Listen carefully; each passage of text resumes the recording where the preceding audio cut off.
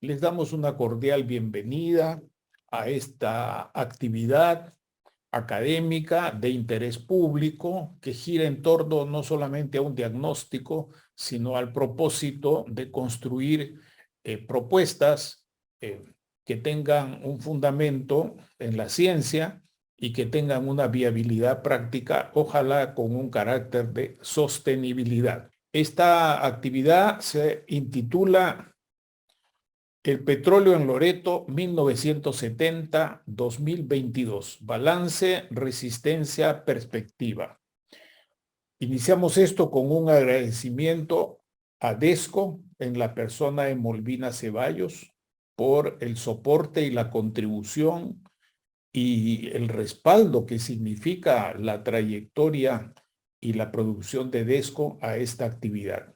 Creo que esto es muy importante señalarlo. Más allá de lo técnico o antes de lo técnico está el soporte de conocimiento científico que tiene el equipo y la gente de Desco, y a mí particularmente me da un placer muy grande reencontrarme con ellos después de muchísimos años, cuando seguramente la gente joven de Desco de hoy estaría en la primaria.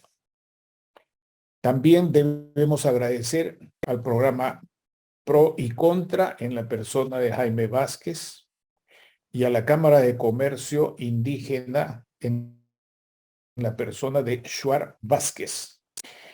Y por supuesto agradecer esta iniciativa y este esfuerzo de Roger Grandes Ríos y el equipo con quien trabaja. Permítanme hacer una pequeña presentación, no voy a hablar de mí, si quieren después conversamos, sino de las personas que van a intervenir. Roger Fernando Grandes Ríos es economista, ha sido decano del Colegio de Economistas de Loreto, que es mi tierra también, y presidente fundador del Instituto de Desarrollo Socioeconómico Prospectiva Amazónica.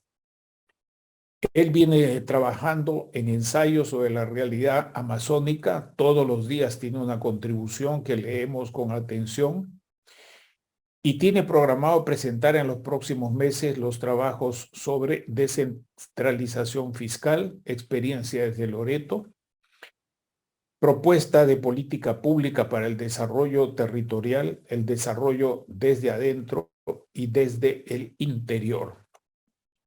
Entre los panelistas contamos con el ingeniero José Mansen Bellina, a quien me da gusto saludar, ingeniero industrial y con una maestría con mención cum laude, si no me equivoco, en solución de conflictos de la Universidad San Martín de Porras.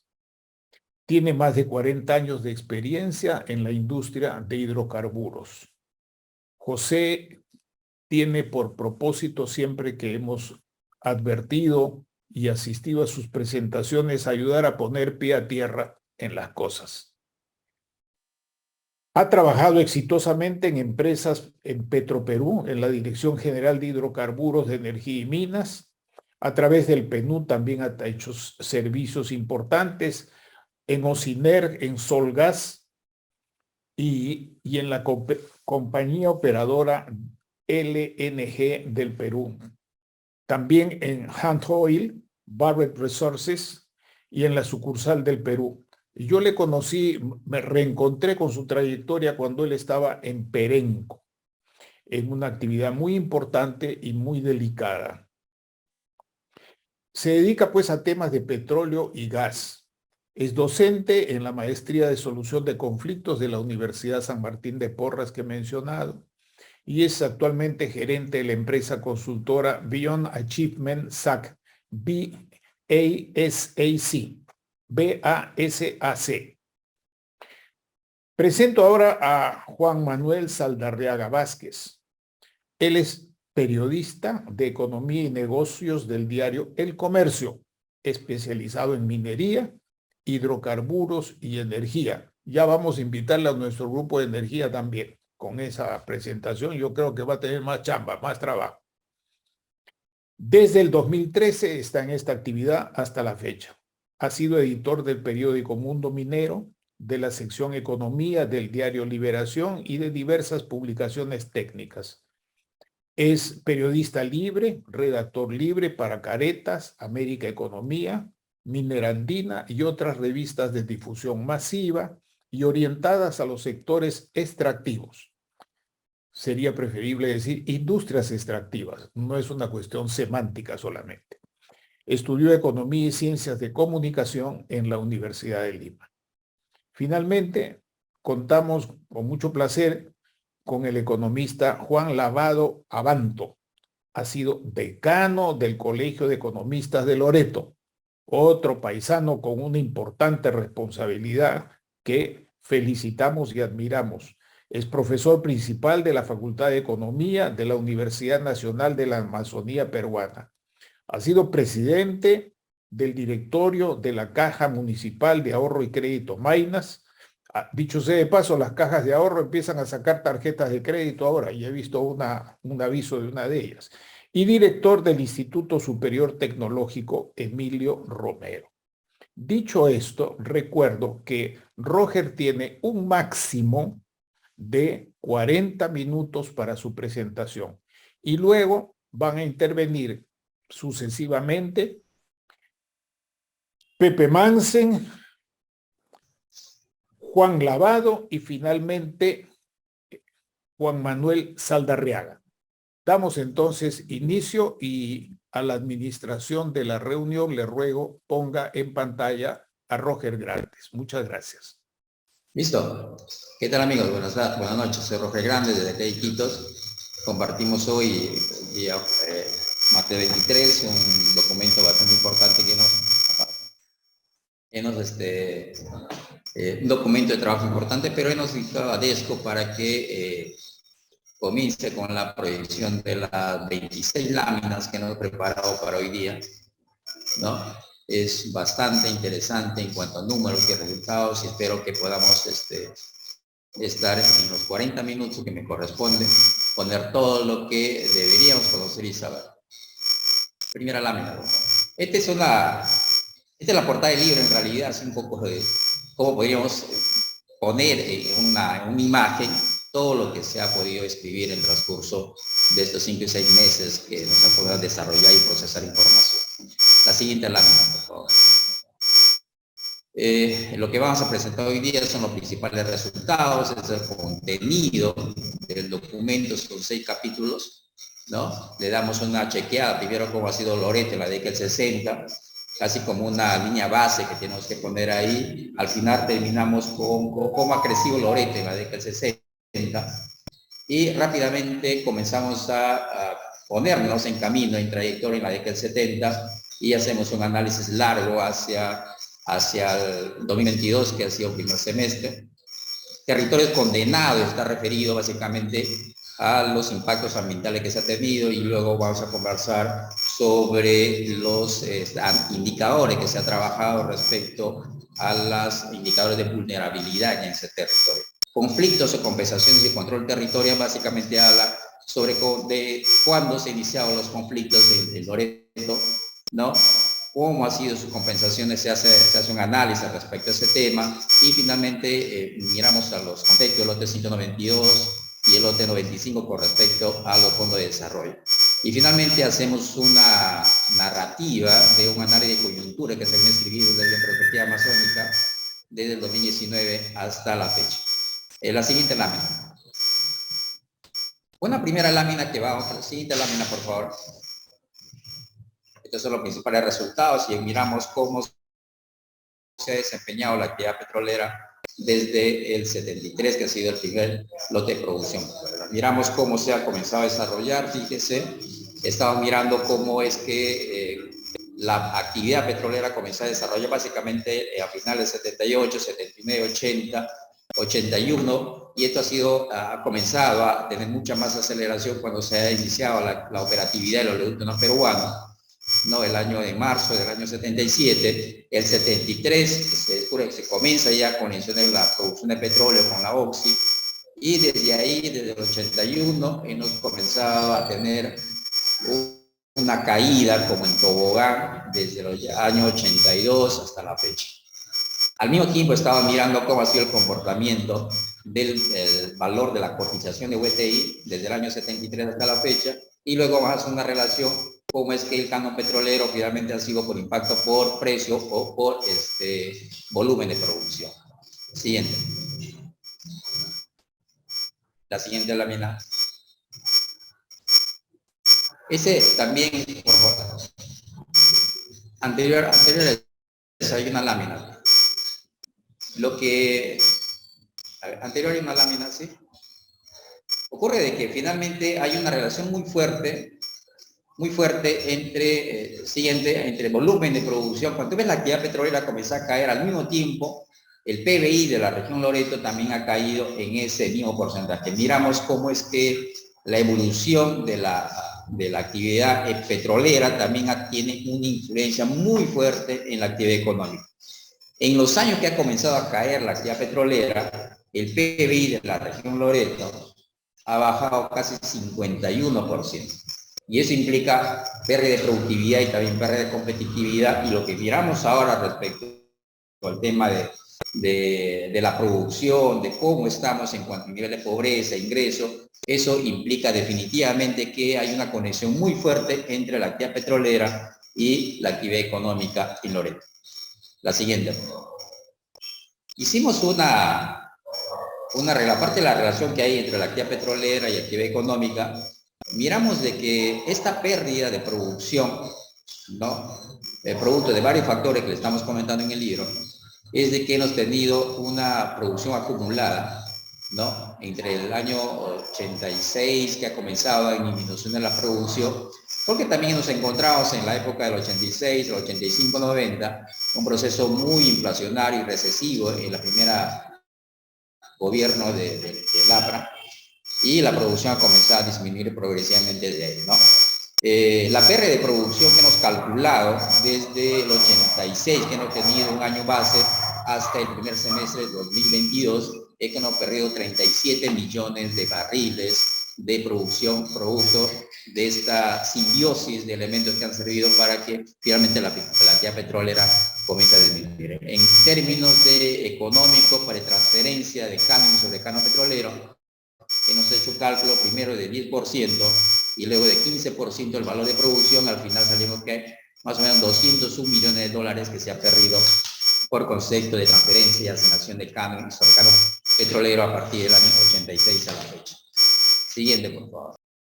Ahí esta lámina, por ejemplo, hemos hecho una revisión de la data, porque finalmente el año 86 la capacidad instalada del oleoducto norperuano, que tenía un rango, una lateralidad de 70.000 barriles diarios frente a los 2.000, que era lo máximo. Entonces, cuando miramos esa bajada de la actividad de producción, encontramos que el año 1998 es donde que llega a su nivel mínimo de producción. En el año 82, 79, 81, 82, ¿no?, hemos llegado casi al 67% de la capacidad instalada u operativa del oleoducto peruano. A partir del año 98, prácticamente el oleoducto peruano ha sido subutilizado y tenemos 24 o 25 años en esas condiciones. De hecho, que definitivamente 25 años que no ha sido bien utilizado, y los efectos climatológicos por estar tendido un tubo en una situación en el caso de la Amazonía, en el caso de Loreto, una situación muy complicada en términos ambientales, ha afectado tremendamente la actividad petrolera. Esta tiene un efecto colateral, el tema de los costos de producción de transporte, que en el año 79, 80, 81 costaba más o menos $1.10 el costo del oleoducto, ¿no?, y llegaba finalmente el año 2021 por arriba de $12 el barril, ¿no?, y las afectaciones que está subiendo. Roger, discúlpame. Roger, te ruego me disculpes. Por favor, chequea si tienes algún otro aparato, porque hay un sonido agudo, un pitillo. Si no hay nada, continúa. Debe ser algo inevitable. Gracias. Ya. Parece que hay un acoplamiento acá con Juan, pero también nos encontraba alguna información. Por ejemplo, nos encontramos con una de las caídas que ha tenido la actividad petrolera, ¿no? La producción de láctea petrolera se ha notado fuertemente a partir de 90, cuando hay un traspaso de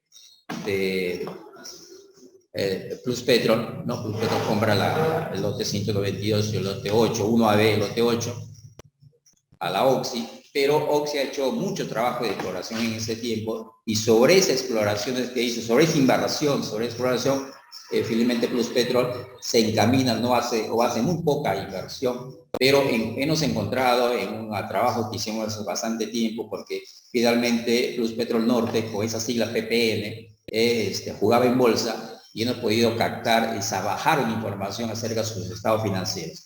Entre el 2005 y el 2007, Plus Petrol Norte ha tenido utilidades netas de 416 millones de soles solamente en esos 3 años, ¿no? Después del 2007, Plus Petrol Norte ha salido de jugar en bolsa, ¿no?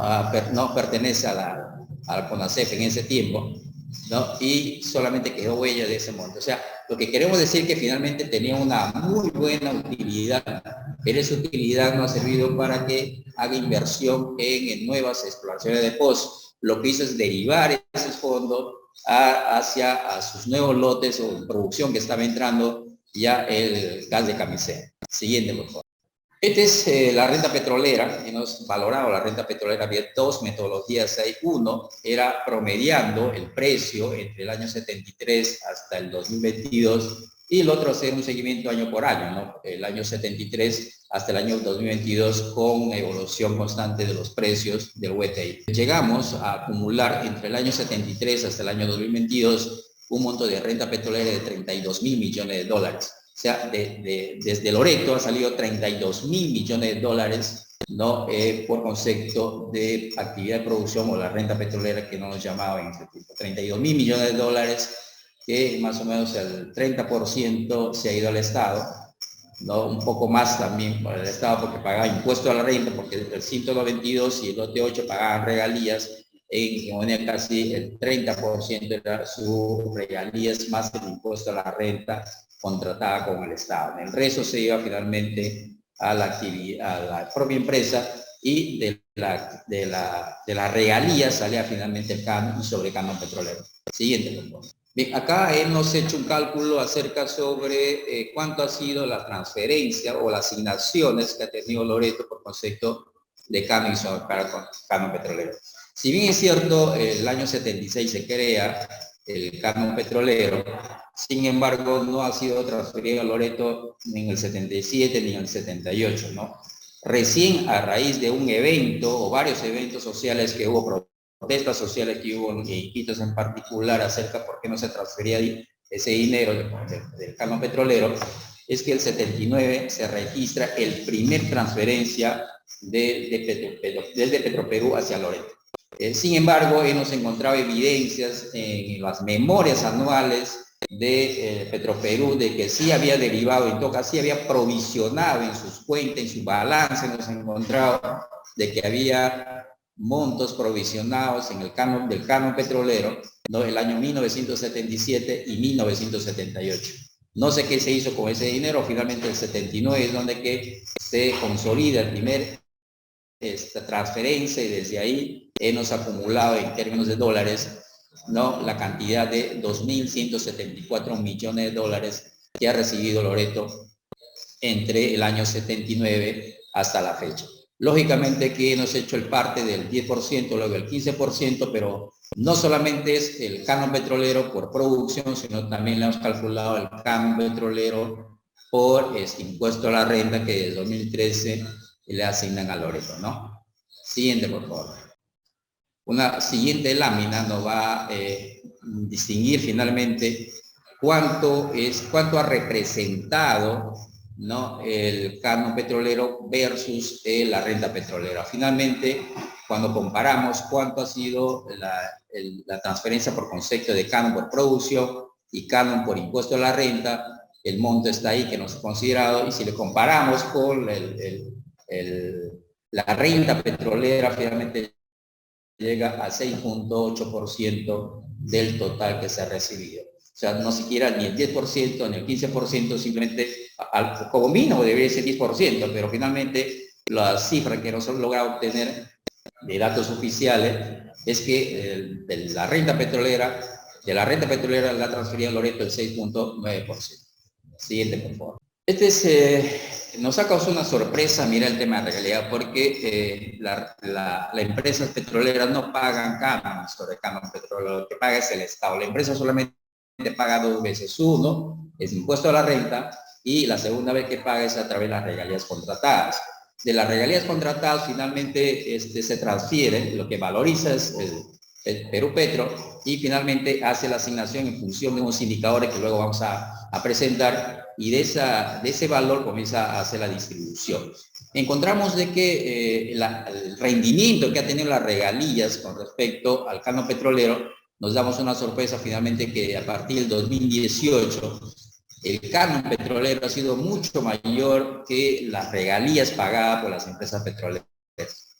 Y eso porque finalmente salió el lote 192, salió el lote 8, y a partir de ese momento comienza a disminuir, en todo caso, el rendimiento de la regalía ha sido mucho menor que las transferencias por concepto de pago.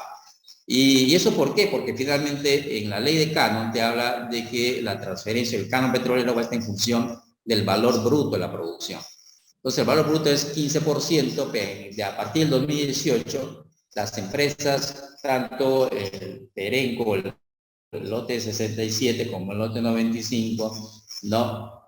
Los montos que se transferían eran mucho menor que lo que se transfiere por concepto de canon sobre canon petrolero. La pregunta es quién está pagando finalmente el canon, ¿no? Se supone que es el gobierno nacional, porque sacaría del impuesto a la renta y también sacaría del impuesto general a las ventas que finalmente paga la industria petrolera en su totalidad. Siguiente, por favor.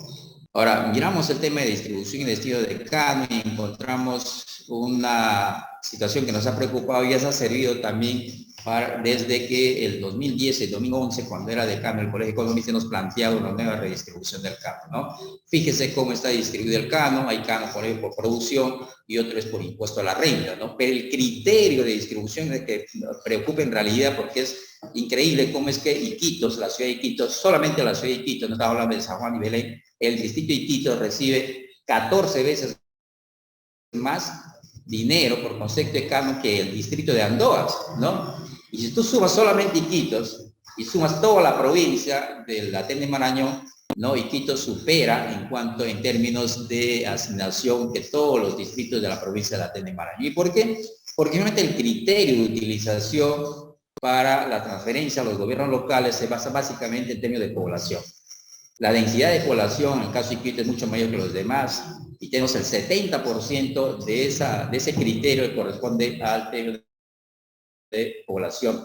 Luego, el otro tema es el caso del distrito productor, en todo caso, de la capital de provincia, que también es 15%. Entonces, ese criterio de distribución hace finalmente que los distritos productores reciben una ínfima parte, ¿no? Con respecto a los distritos de mayor densidad poblacional, no solamente Iquitos, estaba hablando también de Belén, de San Juan, de Punchán, el mismo Requena, y también, por ejemplo, el de Yurimaguas, ¿no?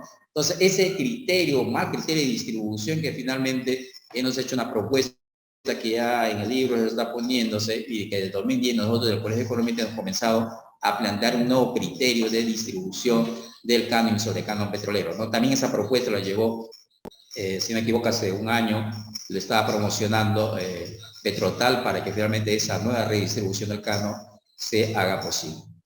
Siguiente lámina, por favor. Esta siguiente lámina que vamos a mirar, ¿no? Es una asignación del año 94-2002, le he resumido, ¿no? Y miramos cuánto ha recibido por concepto de canon el gobierno regional de Loreto.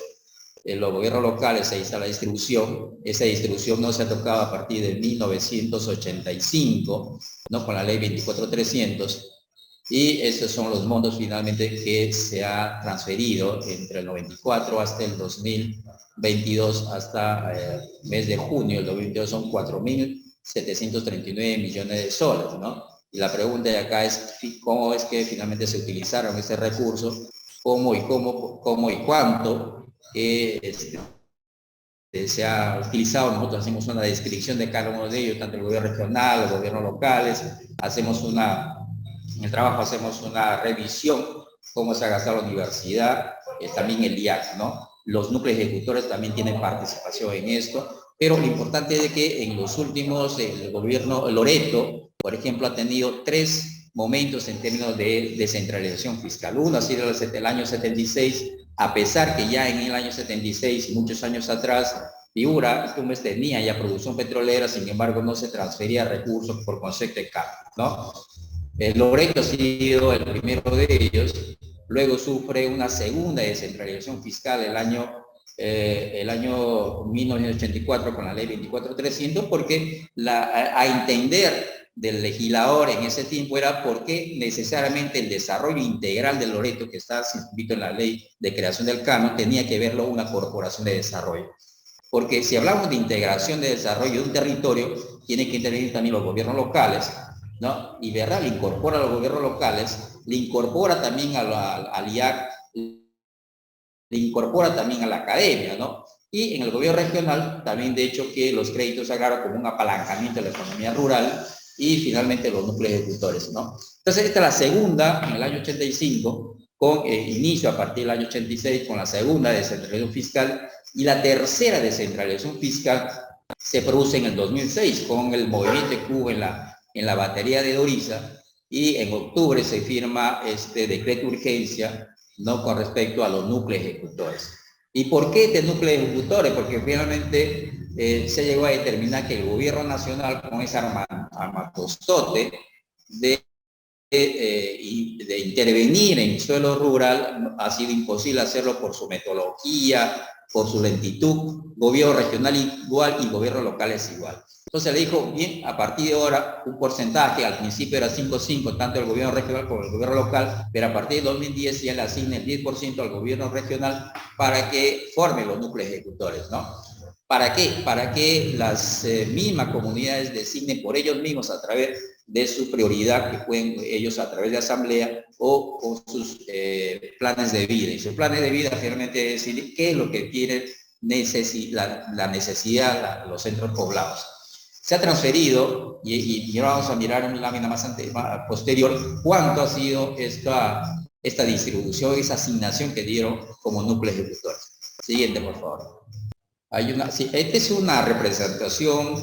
El documento es importante porque tiene un contenido de comunicación muy fluida, porque la idea de trabajar en este documento largo, que me ha costado casi como 6 meses de trabajo, es para que todos finalmente lo entiendan, ¿no? Hay mucha infografía, muchos gráficos, ¿no?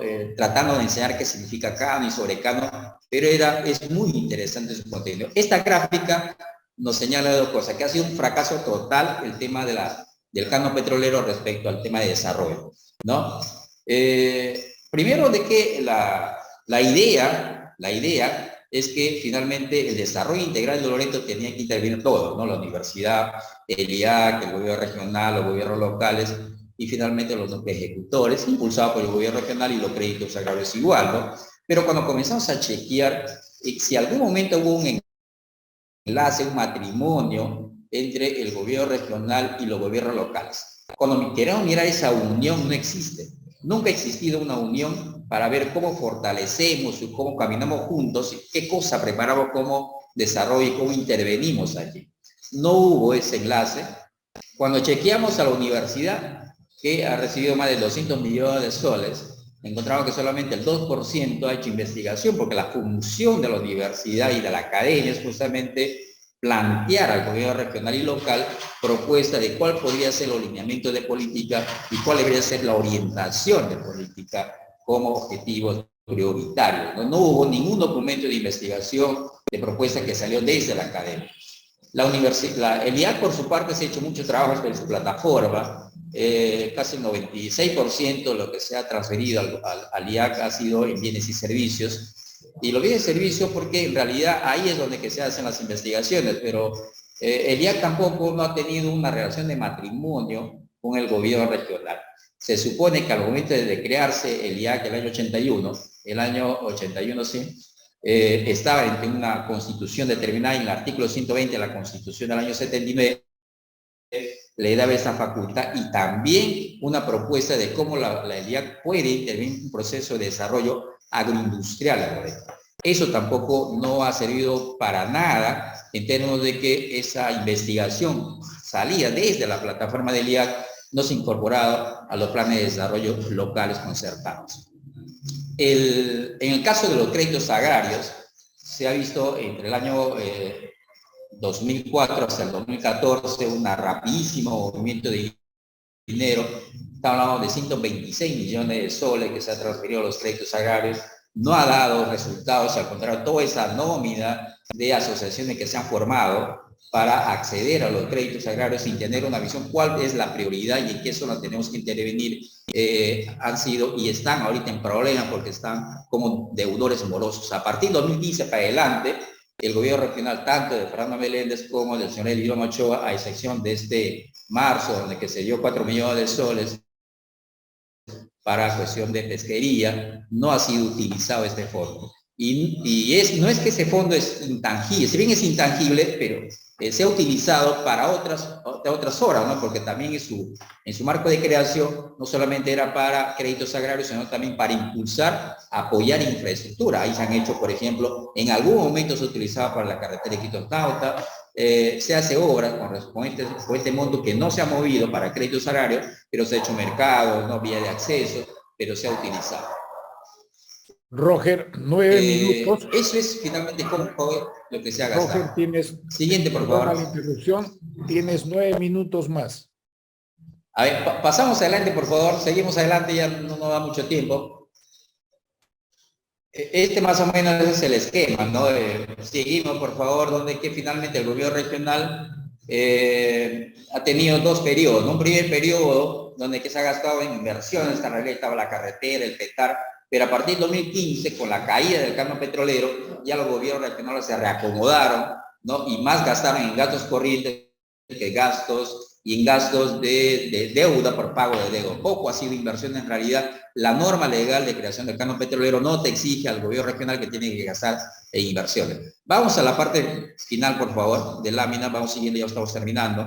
En realidad son 26 páginas.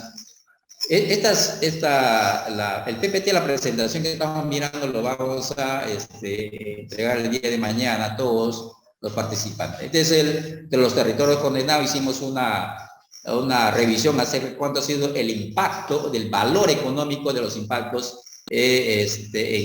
por la actividad petrolera, ¿no? Tenemos 1.871 sitios impactados, le damos un valor, 12.000 millones de dólares cuesta remediar todo estos impactos ambientales, que significa más o menos un 29% del total de la renta petrolera que se ha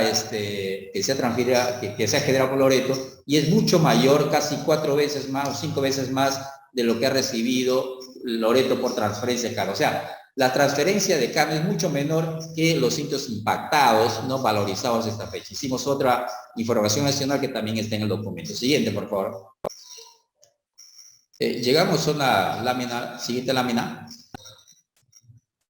Bueno, tenemos los conflictos territoriales, estamos hablando del lote 122, el Fondo de Desarrollo por el lote 2.5%, se firmaron en el acta a fines de junio. En el caso del lote 122, ahí está el acta. En el caso del lote 125 se incorporó a su contrato y estaban esperando finalmente que el lote 95 Petrotal ingrese a modificar el contrato en ese términos. Parece que hay un problema con Perú Petro allí, ¿no?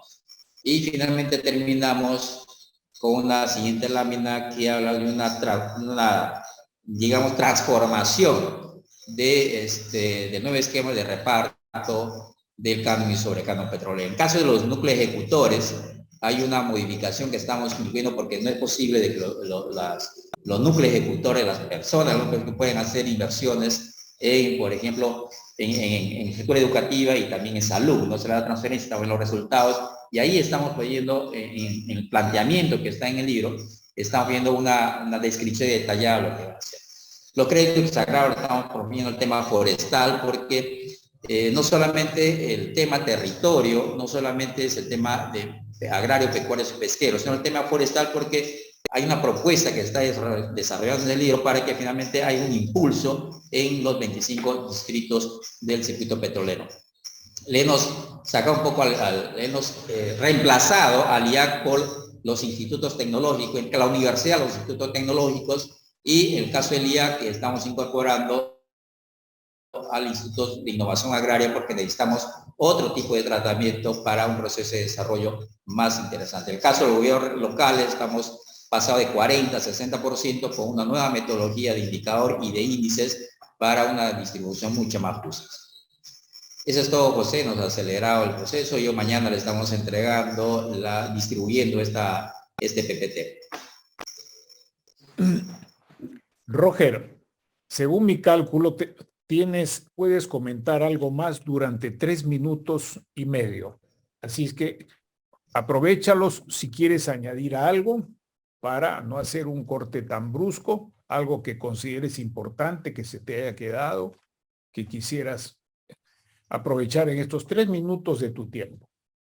Claro, el tema del trabajo que estamos haciendo a través del cuadro regional de investigación, que ese es el número 1, es que queremos que esta propuesta, este estudio que se hace desde Loreto, es lo primero que ha salido desde acá, es que la población entienda qué significa Cano, qué significa sobre Cano, y qué implica transferencia de dinero, y qué implica, por ejemplo, hacer que este recurso finalmente no sea una maldición, sino sería una bendición, porque no lo han utilizado adecuadamente.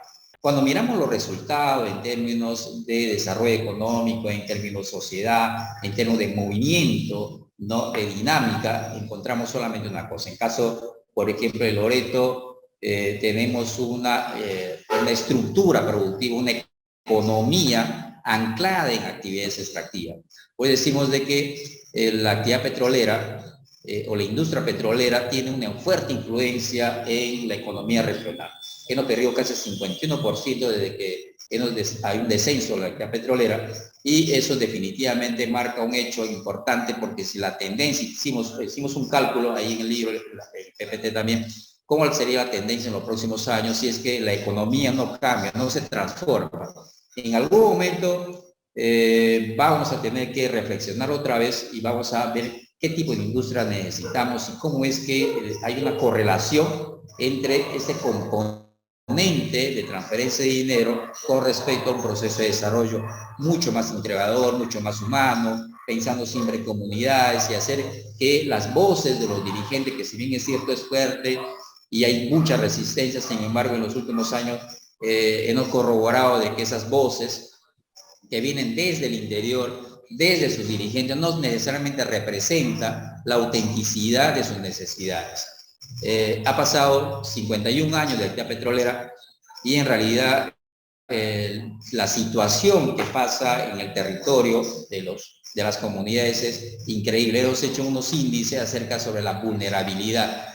No solamente el tema del valor económico de los sitios impactados, le llamamos BESI nosotros, que son 12.000 millones de dólares, pero hicimos sobre varios indicadores unos índices de vulnerabilidad, ¿no? El acceso, no es posible, por ejemplo, de que los jóvenes de a los 25 años, de los distritos productores, no de los 25 distritos productores que están en el plan de cierre de brecha, solamente están en aula 3 o 4 años, ¿no? Cuando deberían estar como mínimo 10 años. Si Quito tiene 12 años, de los chicos que están 25 años han tenido 10 años o 12 años han tenido acceso a la educación.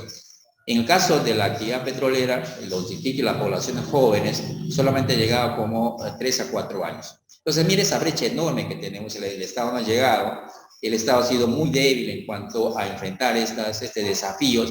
Yo sé que Loreto, y siempre Loreto, no solamente de ayer, sino también de hoy, de futuro, es un desafío constante. Es un desafío que te dice, mira, aquí está la biodiversidad, aquí está la riqueza natural, ¿cómo lo sacamos, no? Sin embargo, cuando miramos el entorno de esa riqueza natural, encontramos una pobreza enorme, porque ese joven, esa mujer, ese campesino, ese productor, ese hombre que habla 27 lenguas nativas en ese espacio completo, en realidad necesita políticas públicas adecuadas a su forma de ser, ¿no? No hemos creado políticas públicas desde el gobierno nacional y del gobierno central. No sabemos, en realidad, cómo intervenir en la zona de frontera, no sabemos cómo intervenir en comunidades nativas y campesinas, y tampoco no sabemos intervenir en políticas públicas claras para acercarnos mucho más a las necesidades de la población.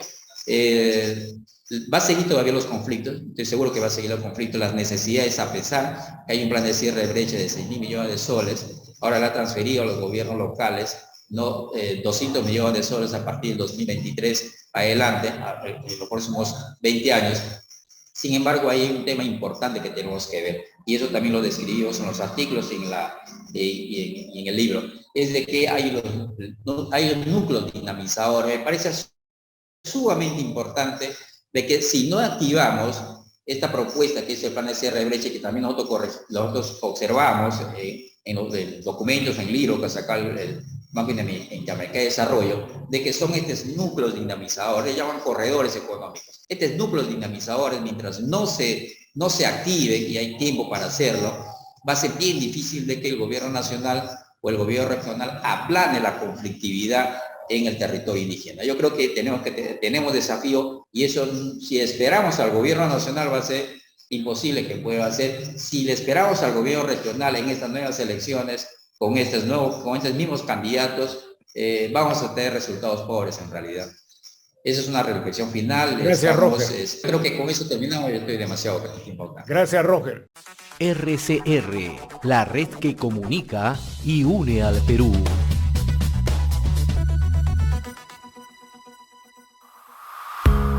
La Convención Minera del Perú, Perumín 35, una de las más relevantes del mundo, vuelve de manera presencial en Arequipa, del 26 al 30 de septiembre. Perumín 35, construyendo juntos un Perú mejor. La convención minera se llevará a cabo en el Centro de Convenciones Cerro Juli, en Arequipa. Perumín 35 busca fomentar un diálogo constructivo y abierto para resaltar la relevancia de la industria minera en el desarrollo del país y potenciar su impacto en el bienestar de la población. Perumín 35 es organizado por el Instituto de Ingenieros de Minas del Perú. Porque las redes sociales juegan un rol importante para comunicarnos. RCR, Red de Comunicación Regional, pone a tu servicio su número de WhatsApp 939 40 23 15. En RCR te escuchamos. Cuéntanos lo que sucede en tu localidad. Envía tus videos, audio de voz o fotografías a nuestro WhatsApp 939 40 23 15. Comunicarte con nosotros ahora es mucho más fácil. 939 40 23 15. El WhatsApp de RCR, la red que comunica y une al Perú.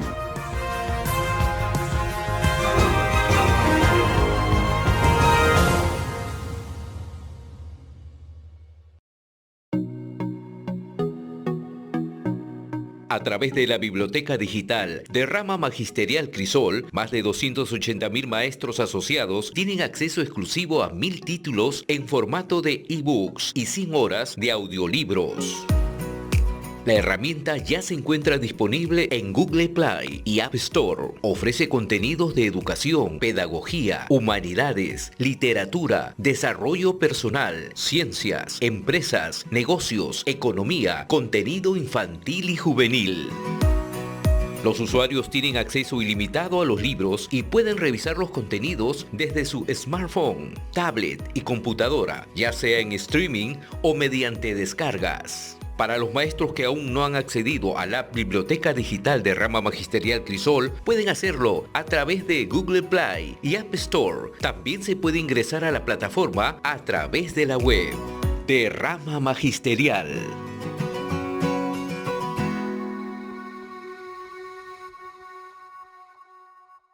Aquí les contamos una experiencia de éxito en algún punto del país. Mi nombre es Florencio Arma, soy natural de Tapay y quiero contarles algo.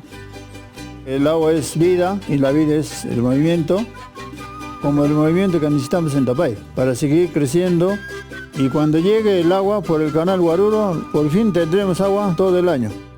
Y esto me alegra mucho porque ayudé a gestionar desde el inicio la creación del canal Huaruro y ahora el canal pasará a ser nuestro para hacer crecer los negocios, nuestro pueblo y nuestro futuro. Está en nuestras manos. Sabemos que ha sido y es difícil, pero no pararemos hasta hacerlo realidad. Es nuestro pacto de confianza. Canal Huaruro, canalizamos futuro juntos. Buenaventura, mineros peruanos trabajando por Tapay. Mejoremos nuestra calidad de vida siguiendo los consejos de Sodexo y Yola. Mis amores, buen día. Soy su amiga Yola de los Consejos. En este espacio radial compartiré con ustedes valiosas recomendaciones sobre nutrición y acciones saludables para tener siempre una mejor calidad de vida. Mis amigos y amigas siempre me hacen consultas por WhatsApp y yo compartiré con todos y todas estas respuestas. Justo me acaba de llegar un mensajito. Yola, mi bebé está a punto de nacer. ¿Le doy solo leche materna o le complemento con fórmula? Amiga, la lactancia materna exclusiva hasta los 6 meses de vida es la mejor alimentación para nuestros hijos e hijas. Por eso, en cuanto nazca, es importante ponerlo al pecho y que lacte. Y si es en los primeros 30 minutos, es lo mejor. Al inicio sale calostro y después la leche va madurando y aumentando la cantidad. ¡Chaucito! Yola de los Consejos es una alianza entre Buenaventura y Sodexo para mejorar la calidad de vida de las personas a través de consejos alimenticios y acciones saludables. Sodexo, servicios de calidad de vida. Únete a la plataforma de RCR, Red de Comunicación Regional. Integramos a las comunidades, ciudades y regiones diariamente con informaciones de interés para cada localidad. Seguimos ampliando la cobertura a nivel nacional. Llámanos al 939-402315 o al 224-5722 para que te incorpores a nuestra plataforma informativa. Red de Comunicación Regional, la red que comunica y une al Perú.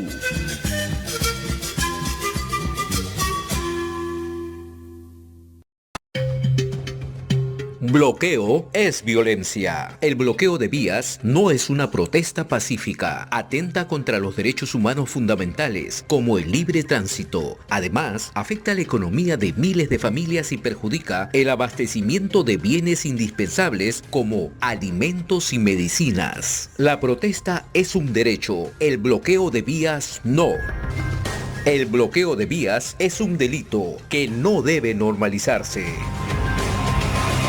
RCR, la red que comunica y une al Perú.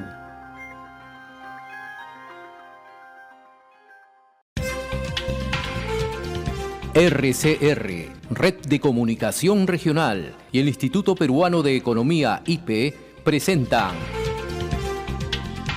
el microprograma Hablemos de Economía. Hola, ¿qué tal? Mi nombre es Paola Herrera, economista del Instituto Peruano de Economía. Bienvenidos a nuestro programa Hablemos de Economía. El día de hoy vamos a hablar sobre la inversión pública en los gobiernos regionales y locales. Luego de las elecciones regionales y municipales del 2014, el gasto anual de inversión de los gobiernos regionales y locales pasó de representar del 4% del PBI en el 2013 a un promedio de 2,6% del PBI en los últimos 8 años. Esto equivale a casi 3.700 millones de soles que dejaron de ejecutarse por año. Este retroceso se dio en mayor proporción en los gobiernos regionales. En contraste, el gobierno nacional incrementó su inversión en 25% en el mismo periodo, debido principalmente al uso de mecanismos más ágiles de contratación como los acuerdos de gobierno a gobierno actualmente usados en la reconstrucción con cambios. La menor inversión de los gobiernos nacionales responde en parte a la menor capacidad para ejecutar los recursos disponibles. Por ejemplo, la Municipalidad Metropolitana de Lima terminó el 2019 con casi el 60% de sus proyectos con menos de la mitad de avance de ejecución, más del doble que en el 2014. Además, los ingresos por canon y regalías mineras en estos niveles de gobierno se redujeron de un promedio de 6.000 millones anuales entre el 2011 y 2014 a 4.000 millones entre el 2015 y 2019. En consecuencia, el presupuesto de inversión de las municipalidades y gobiernos regionales se redujo fuertemente en el 2014 y 2015, lo cual habría limitado su capacidad de inversión a partir de esos años. No obstante, este año el presupuesto subnacional para inversión, financiado por canon y regalías, alcanzaría un nivel máximo desde el 2012. En ese contexto, el principal reto de las nuevas autoridades regionales y locales será evitar que las inversiones retrocedan, como ya ha ocurrido antes y que ha costado un promedio de 3.000 millones de soles en los últimos 3 procesos electorales. En particular, la alta rotación de funcionarios después de elecciones suele afectar el aprendizaje, la continuidad de prioridades y gestión de las unidades encargadas de ejecutar proyectos. Por ello, es necesario brindar asistencia a los funcionarios de los gobiernos nacionales en la formulación y ejecución de inversiones, sobre todo en el primer año de gestión. Esto fue Hablemos de Economía. Nos vemos en una próxima secuencia. RCR, Red de Comunicación Regional, y el Instituto Peruano de Economía, IPE, presentaron el microprograma Hablemos de Economía. RCR, la red que comunica y une al Perú.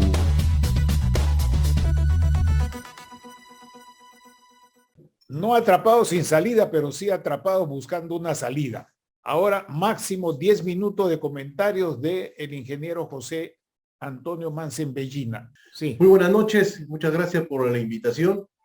Es interesante lo que hemos escuchado de Roger, con nos une en estos temas interesantes de Loreto hace varios años.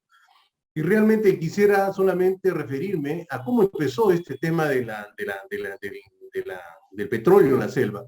El petróleo en la selva comienza en los años 70, cuando el Estado peruano, a través de Petroperú, entrega el lote 1AB a Occidental Petroleum Company y el lote 8 lo toma Petroperú. Y comienza la exploración. Viene el primer descubrimiento de Petroperú, de petróleo, luego viene el dióxido y comienza la producción en la selva. Lógicamente, todo el mundo, cuando hablamos de petróleo en la selva, todo el mundo se refiere a la contaminación y a los conflictos. Entonces, cuando hablamos de contaminación, dicen, ¿qué pasó? ¿Por qué tuvimos contaminación? No debimos haber tenido contaminación en el lote si teníamos Talara trabajando desde 1863, que se hizo el primer pozo, y se produjo petróleo. ¿Por qué Talara no tenía contaminación y por qué la selva comenzó a tener contaminación? Entonces viene por un tema netamente técnico, que la exploración, la producción de petróleo en la costa norte es la producción es de forma natural, impulsado por el gas en solución, mientras que en la selva norte es por impulso del agua natural. Por eso es que vemos que tenemos agua, la que impulsa la salida del petróleo y no gas, mientras que en el norte la cantidad de agua natural que se puede extraer varía entre 1 a 5%, en la selva comenzamos con 1% y terminamos con 97% de producción de agua por cada barril de petróleo. Entonces la gran cantidad de agua se le vino de esa manera. El tema del manejo del agua fue totalmente, no fue la mejor opción, ¿no? De verterla, tirarla sobre los ríos y el agua, que contaminaron esto por la cantidad de metales pesados que contenía y los productos químicos que se usan normalmente para sacar el petróleo. Eso generaron esta contaminación que hoy le llamamos pasivos ambientales y que acaba de comentar Roger, que necesitamos más de 11.000 millones para poder remediar estos pasivos ambientales. Entonces, ahí tenemos una razón por la que empieza todo el problema que tenemos en la selva. Entonces, después de esto de acá, de que tenemos cómo se entregó, estos lotes fueron entregados y nadie conocía a quién se le entregaba. Se entregó los lotes como terrenos seriazos, sin saber qué comunidades existían, ni qué cosa, quiénes sabían, quiénes estaban ahí. No habían autoridades, no habían hospitales, no habían escuelas, no había conocimiento de quiénes estaban ahí. Y quienes conocían no eran las personas que entregaron estos lotes. Entonces se entregó los lotes de una manera abierta a las empresas para que comiencen a explotar sin necesidad de saber quiénes eran. Recién en el año 1979 se hizo el primer censo de comunidades indígenas en la selva peruana, después de muchos años que ya estaban las empresas petroleras trabajando en esa zona. Entonces, solamente para tener una idea de lo que se pasó, simplemente no se respetaron que existían comunidades en estos lugares. Esta afectación, lógicamente, ha generado, el canon ya no vamos a hablar, el canon lo ha referido Roger de forma muy didáctica de qué es lo que estamos, pero el gran problema que tiene actualmente la selva, y que cuando hablamos de selva hablamos de contaminación, ¿no? Y el uso de las tierras. En primer lugar, el reconocimiento de las comunidades nativas o indígenas viene de la Constitución de 1920. Sin embargo, para que los señores de estas comunidades puedan hacer algún trámite legal, tenían que inscribirse en el Ministerio de Agricultura, en una dependencia, para poder ser reconocidos como comunidades nativas, para poder hacer gestiones para lograr ser reconocidos y tener. El Estado nunca se ocupó de ellos, ¿no? Inclusive las tierras que han tenido hasta ahora, el 22.7% de las tierras no son reconocidas como tierra de tenencia de las comunidades. Y esto es en el último censo del 2017. Entonces, si tenemos en cuenta, ni siquiera las comunidades han sido reconocidas, a pesar de que legalmente eran reconocidas desde 1920. Entonces, aquí tenemos un problema de políticas públicas que han afectado a estas comunidades, y que esto es lo que han venido, y cuando ellos se sintieron que sus tierras fueron ocupadas por las compañías que no fueron, nunca se les pagó nada por estas tierras. En los últimos años ha habido, si podemos revisar los reportes de la Defensoría del Pueblo, los reportes de conflictividad, de conflictos mensuales, podemos ver cómo ha sido todo el recorrido de reclamo de las comunidades desde 2004 que aparece estos reportes, para pedir que les reconozcan el derecho a sus tierras y les paguen por el uso de sus tierras, que nunca fueron reconocidos. La única empresa que ha reconocido el uso y contaminación de la tierra ha sido Occidental Petróleo, en un juicio que se produjo en la Corte de Los Ángeles, y que hizo un acuerdo extrajudicial, y se generó un fideicomiso con 5 comunidades que están en la zona que fueron afectadas. Eso es parte de otra cosa. Sin embargo, el conflicto ha continuado, y continúan los conflictos, el reconocimiento de las comunidades y de los impactos. Sin embargo, aquí deberíamos hacer un paréntesis y decir qué cosa ganaron las comunidades de donde se extrajo el petróleo.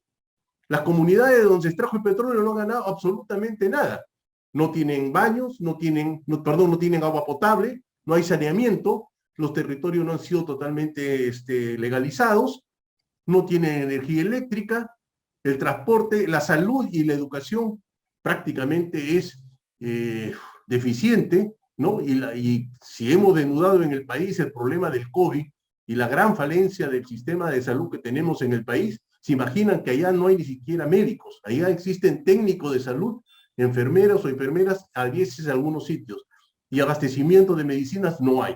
Entonces, eso es lo que salieron tantos millones de Loreto, que sin embargo eso no ha sido un beneficio para las comunidades. Lo que decía Roger, que Iquitos tenía mucho más renta que el resto de distritos. Sin embargo, las comunidades de donde se extrae el petróleo no tuvieron ellos ningún tipo de beneficio de lo que ha tenido el Loreto. Dice uno de los autores que dice de Loreto, dice que más se utilizó el dinero del Cano en la parte urbana que en la parte rural, o de las comunidades ribereñas, o la parte de las poblaciones ribereñas, o las partes rurales. Entonces, el producto de este Cano, que debió haber sido un beneficio, no les llegó a las comunidades, y por eso se plantea, y estamos de acuerdo en plantear un cambio de este tipo de uso del Cano. Otra de las cosas ha sido las protestas que han habido. Con el cierre de brechas, que ha hecho todo un estudio, lo ha hecho la PCM en el año 2019, y que fue aprobado un diagnóstico, el plan de cierre de brechas, se ha hecho todo un diagnóstico de una entidad del Estado, en la cual se ha podido determinar que se necesitan 6.000 millones de soles para poder hacer el cierre de brechas. Sin embargo, ya tenemos, como decía Roger, 11.000 millones para poder remediar solamente los impactos. O sea, más es lo que se ha obtenido de Cano, es la paradoja, que es lo que se necesita para poder tener el cierre de brechas. Y ese cierre de brechas le corresponde al Estado. El Estado es el gran responsable de que las comunidades no hayan tenido las condiciones de vida básicas que puede tener una población. Hablando de cierre, Pepe, hablando de cierres, tienes 2 minutos para responder. Perfecto. Entonces, esto dejarnos con una brecha. No, el cierre de brecha tiene que suceder. Ya hay una norma que van a haber 200 millones anuales. Se esperaba de que sea el diagnóstico, y el plan de cierre de brecha era hacerlo en 6 años, pero eso va a ser imposible y tenemos que trabajar mucho más en remediar, y es el Estado el gran responsable, junto con el gobierno regional y las políticas públicas que se necesitan para poder impulsar a Loreto, salir de donde generó mucho dinero al erario público. Sin embargo, ellos fueron los más afectados y lo que hemos dejado a Loreto es afectación, pero también esa afectación es por la pésima gestión que han tenido las políticas públicas y las autoridades, tanto del gobierno regional, tanto del gobierno, los gobiernos locales y el gobierno central, que lo único que ha hecho ha sido firmar actas. Se han firmado más de 3.000 actas en los conflictos que han tenido y solamente se han cumplido 1.500. 50% se quedaron en el aire, y el gran problema del Estado ha sido los cambios de representantes, que cada vez que hay un conflicto va un representante, hay otro conflicto va otro representante, no existe continuidad en el Estado. Y ahora peor, en el Estado ya no existe ni siquiera continuidad. Si estamos hablando de hace 20 años atrás, no ha habido continuidad en los representantes de las autoridades del Estado, de los gobiernos locales y las instituciones. Entonces tenemos que trabajar todavía, hay mucho más que hacer, y creo que es una deuda la que tiene el país con Loreto, pero también esta deuda debe ser bien encaminada, porque necesitamos que las autoridades tengan la capacidad de gestión de este dinero que tienen, que ya se perdió porque Loreto se quedó en espera, y tenemos que seguir trabajando, porque tenemos mucho más que hacer en Loreto, y el petróleo puede ser una solución, pero una solución cuando está bien encaminada, porque ahora sí tenemos normas que nos permiten trabajar perfectamente en forma sostenible cualquier proyecto de petróleo y con la población. Eso era todo por mi parte. Muchas gracias, Manuel. Muchas gracias, José Mansen. Muy clara tu presentación. Has incidido nuevamente en algunos puntos y has presentado otros flancos, otros aspectos que valoramos, que creo que todos estamos tomando nota de ellos. Ahora permítanme ofrecerle la palabra al economista Juan Lavado. Tienes la palabra, Juan. Buenas noches con todos, con el moderador de este panel, el señor Bernales, los panelistas, y a mi amigo Roger Grandes, con quien nos conocemos desde que él vino de Lima con su título de economista. La actividad petrolera es hasta ahora la actividad más importante de la economía regional. Desde 1972, cuando yo estaba en la universidad en Trujillo, se hablaba de que habían encontrado petróleo. Tuve la suerte de venir a Iquitos en 1976 y dedicarme a la actividad privada. Durante los 44 años que tengo acá en Iquitos me dedicaba a la actividad privada y a la docencia universitaria. Sin embargo, siempre he estado preocupado por los problemas económicos y sociales de la región, y especialmente qué se ha hecho con la plata del canon petrolero. Si realmente recibió en 1980 la Corporación Departamental de Desarrollo de Loreto, Cordelor, los recursos del canon, hasta ahora han pasado 42 años, que yo le titulo 42 años de canon, 42 años de pobreza. Y digo así porque realmente Loreto está en una pobreza seria, porque la gente de Loreto no consigue trabajo. Y siendo la actividad petrolera la más importante, cuando yo llegué a Iquitos se estaba construyendo el oleoducto. ¿Y quién no construyó el oleoducto? Techín, argentino, y William Setco, norteamericana.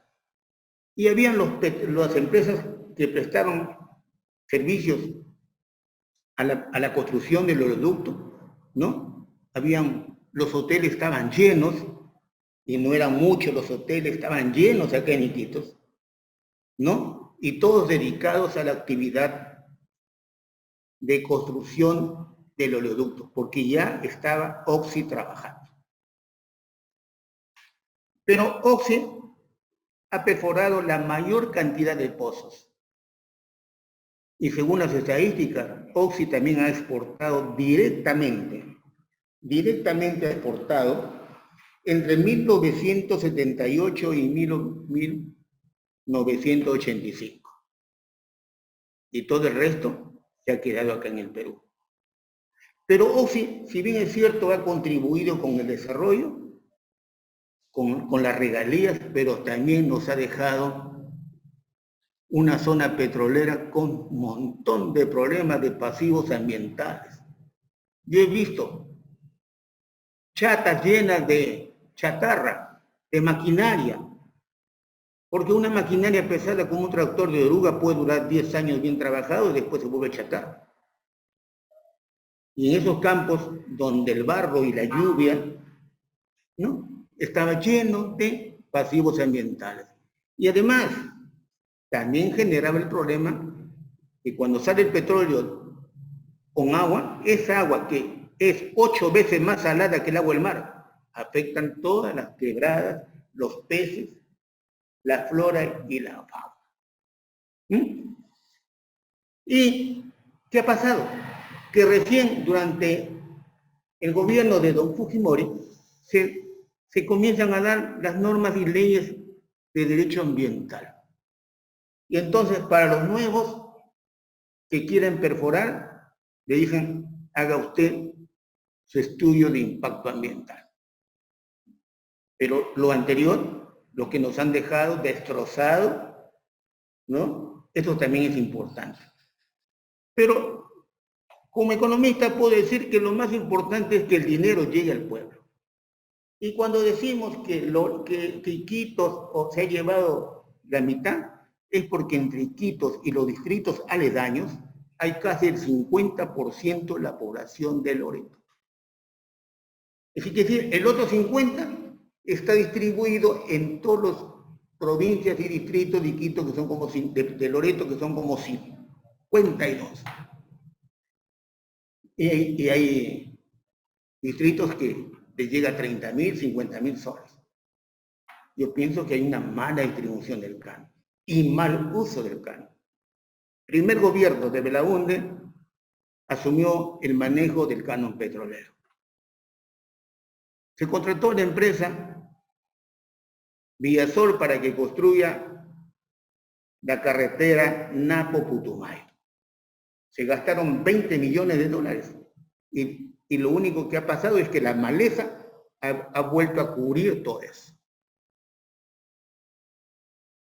Los recursos del canon petrolero sirvieron para la construcción de la carretera Iquitos-Napo. Una carretera que en 2 tramos están mal y no hay mantenimiento del gobierno regional. Y en los gobiernos regionales anteriores ha habido poco mantenimiento. Yo he hecho un estudio para ver si con este asunto de la pandemia, yo quería saber que en estos últimos 20 años, 22 años de gobierno regional, ¿qué se ha hecho con la plata del canon? Lo único que se ha hecho con la plata del canon es construir una posta médica en Bellavista, Nanay. Y cuando Loreto siempre tenemos problemas, tenemos enfermedades endémicas. Pero, ¿qué se ha hecho con la plata? Se han dado más de 100 millones de soles en créditos agrarios no recuperables. 100 millones. Y los gobiernos anteriores también han dado préstamos para compra de ganado, como lo ha hecho este gobierno regional. Entonces, yo siempre me pongo a pensar, los loretanos no sabemos manejar nuestro dinero. Y usted mira las campañas políticas que hay cada vez que hay elecciones. Me gustaría invitarles para que vean la cantidad de dinero que se están gastando en las campañas políticas. ¿Qué tanto interés hay?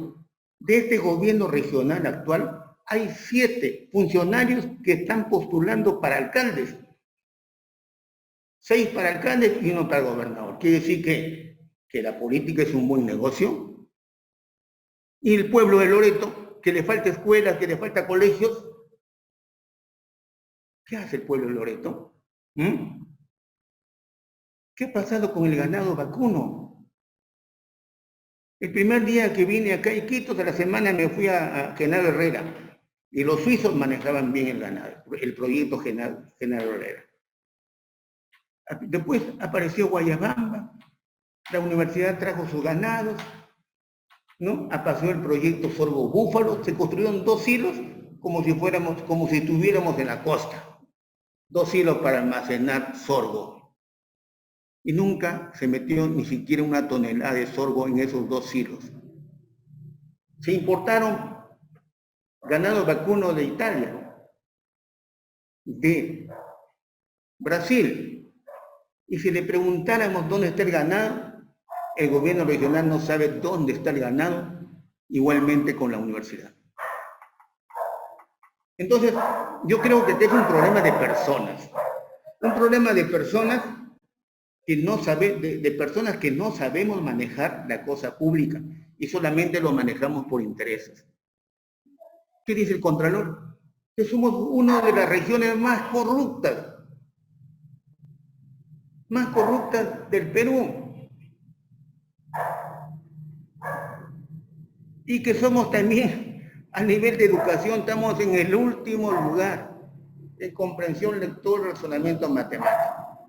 Último lugar en educación. Y no quiero señalar otros primeros lugares porque se van a sentir incómodos. Por eso pienso que habría que hacer una nueva propuesta del canon. Por ejemplo, yo siempre he dicho a los congresistas, miren, en los municipios les dicen 20% para gastos corrientes y 80% para gastos de inversión. Está definido. Quiere decir que con ese 20% no puede llenar el municipio de empleados. Pero en el gobierno regional no dicen así. Y es por eso que cada vez que entra un nuevo gobernador, se llevan 1000 trabajadores. Yo he estado ahí. Y yo sé. Y esos 1000 trabajadores pagan diezmo. Entonces, ¿en qué quedamos? La plata del canon no ha sido bien administrada desde hace más de 40 años. Desde el año 80 que comenzó a recibirse la plata, hasta ahora. Juan, por favor, redondea. Te doy un crédito de 2 minutos para redondear tu presentación. No, 2 minutos. No hay que ser. Ya. Ya se me fue lo que tenía que decir. No, estabas refiriendo se ha eliminado, no mire, la capacidad se ha eliminado el reintegro de tributario. en los regionales. Y el gobierno regional, además del canon petrolero, canon y sobrecanon, recibe dinero por la eliminación del reintegro tributario. 280 millones de soles anuales. Quiere decir que somos una de las regiones más ricas en dinero, pero que no se administra bien los recursos. Entonces, yo siempre converso con Roger, siempre. Y él conoce muy bien de cerca el asunto del canon. Yo he trabajado 20 años en la industria maderera. La industria maderera está fracasada. ¿Y quiénes fueron los que le hundieron a la industria maderera? Los del gobierno regional, que dieron guías forestales falsas, y el fiscal fue a constatar en el muelle que el 80% de la madera que se exportaba era ilegal. Entonces, no tenemos industria forestal, el asunto del petróleo estamos bajo. La única alternativa que nos queda es el turismo. Porque Loreto tiene muchos destinos turísticos más importantes que en el Perú y en el mundo. No tiene un Pacaya Samiria como lo tienen otros. Tenemos una gran diversidad biológica de bosques, animales, de todo tipo de maderas. Pero habría que conversar con esos señores candidatos a la gobernación y al alcalde. ¿Por qué gastan tanta plata para postular al gobierno regional o a la municipalidad? ¿Es negocio ser gobernador? ¿Es negocio ser alcalde? ¿Es buen negocio? Nada más, señores. Muchas gracias. Muchas gracias, Juan. Sumamente descarnada, como deben ser las reflexiones que se ofrecen en público, sobre todo con un fundamento en el estudio y en la experiencia vivida. Ahora le doy la palabra a Juan Manuel Saldarriaga Vázquez para el uso de su tiempo. Muchas gracias, Juan, bienvenido. Muchas gracias. Gracias por la invitación. Bueno, por la deferencia para precisamente expresar algunas opiniones en este foro. Y bueno, yo quería empezar hablando un poco sobre la importancia de la industria de petróleo, sobre todo de Loreto para el Perú, porque bueno, yo veo minería y petróleo desde hace 17 años, en realidad minería hace 17 y petróleo hace 12. Y recuerdo muy bien que una de mis primeras experiencias en el Diario del Comercio, viendo precisamente temas de petróleo, me llevó a una pequeña, no discusión, pero sí una polémica con uno de mis editores que venía precisamente del Ministerio de Economía y Finanzas y de varias entidades bancarias, pero sobre todo el Ministerio de Economía y Finanzas, donde tienen una óptica diferente sobre lo que es el petróleo. Precisamente había ocurrido un derrame, me parece, en el oleoducto, un corte en el año 2015 o 2016. Yo precisamente propuse hacer un informe sobre los derrames en el oleoducto y cómo esto impactaba en la industria petrolera. Y digamos, su reflexión crítica fue: ¿por qué eso es importante? ¿Por qué es importante el petróleo? Me decía, si Perú importa combustibles, puede seguir importando. ¿Cuál es la ventaja de que el Perú tenga producción petrolera? Claro, yo entendía que esa era la óptica del MEF, del Ministerio de Economía y Finanzas. Ellos obviamente lo ven desde ese punto de vista, digamos, importación de combustibles es la solución. ¿Para qué refinería de Talara? ¿Para qué producción petrolera? ¿Para qué gastar plata, digamos, en exploración petrolera, en más explotación petrolera, con los riesgos que hay?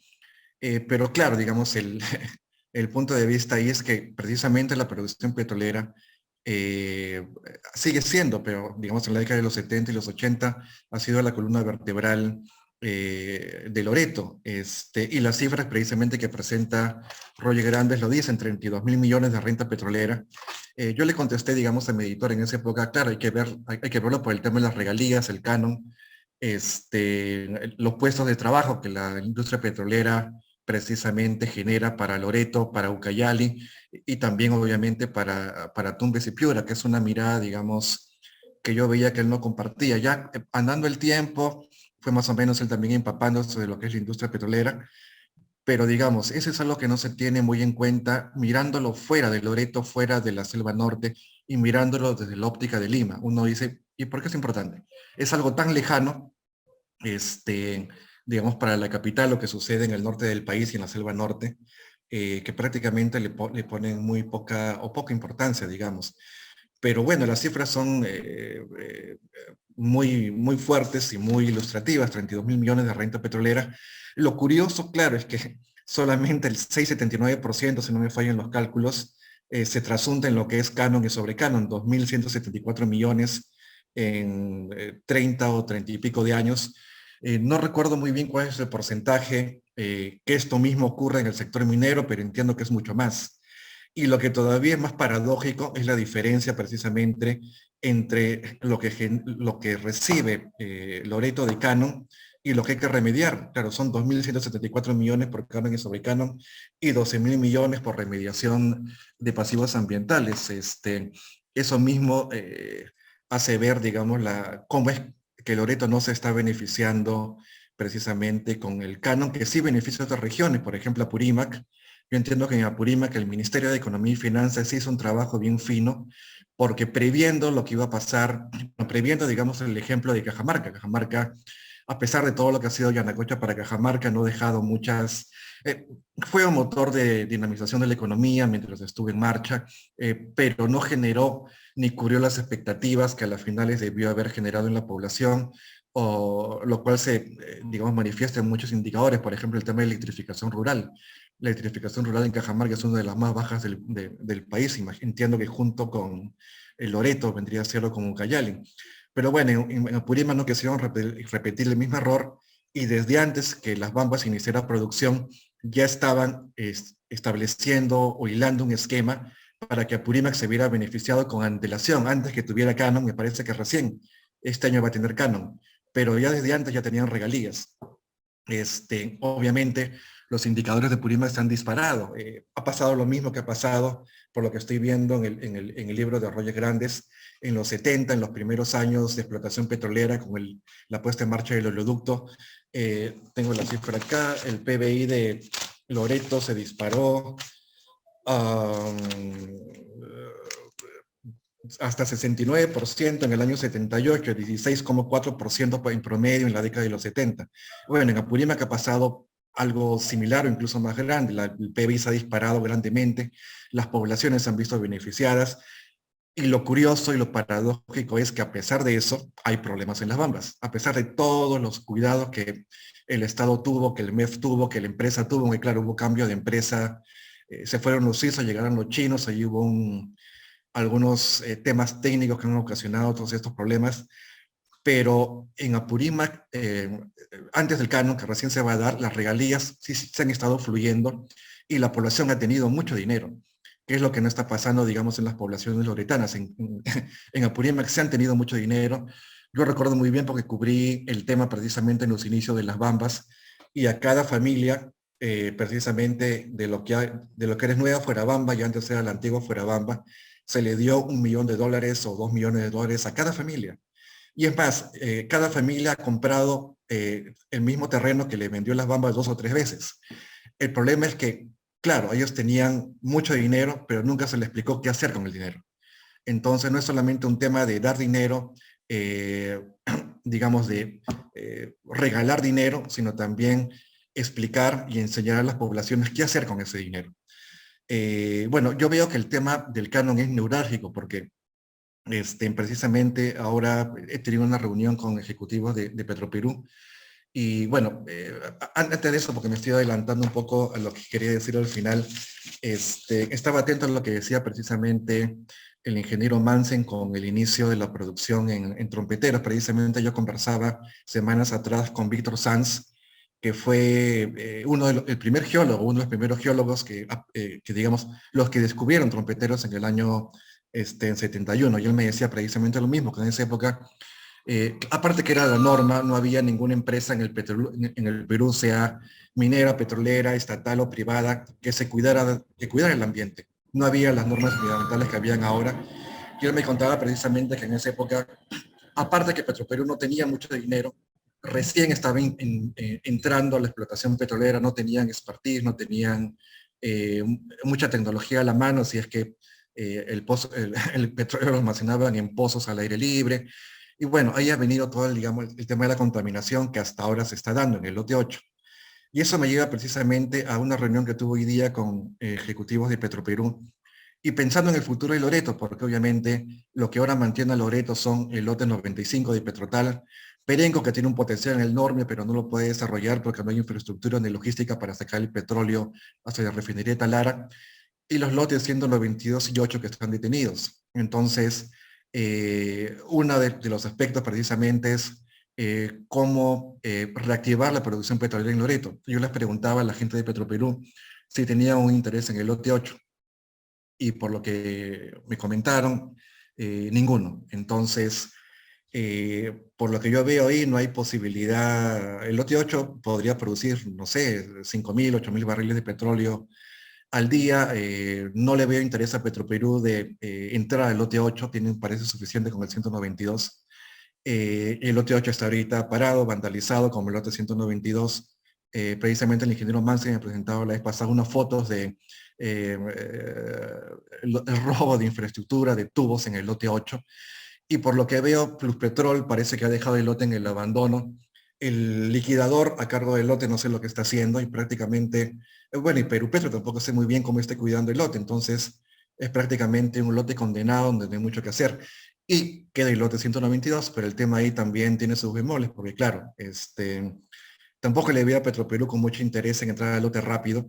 Tienen ellos todavía pendientes 2 informes, uno legal y uno técnico, que ha encargado la Junta de Accionistas, perdón, el directorio de Petroperú para ver si van o no van con Altamesa, que es el socio con el que ellos han comprometido desde hace 2 años. Y todavía tienen que esperar un informe de la Contraloría que todavía no sale. Entonces ellos todavía tienen que ver ese tema técnico legal. Y una vez resuelto, tienen que ver si van o no van con Altamesa, y si van con Altamesa, ahí viene el otro tema, o sea, quién va, porque yo veo que hay un tira y afloja entre Petroperú y Perupetro sobre quién tiene que pagar por los platos rotos, quién va a ser el que va a pagar por digamos, la remediación, por el arranque, sobre todo la remediación. Yo no veo que Petroperú, bueno, no sé, imagino que eso lo debe decidir la Junta de Accionistas de Petroperú, pero eso es solamente una parte del problema, todavía hay que reactivar el lote.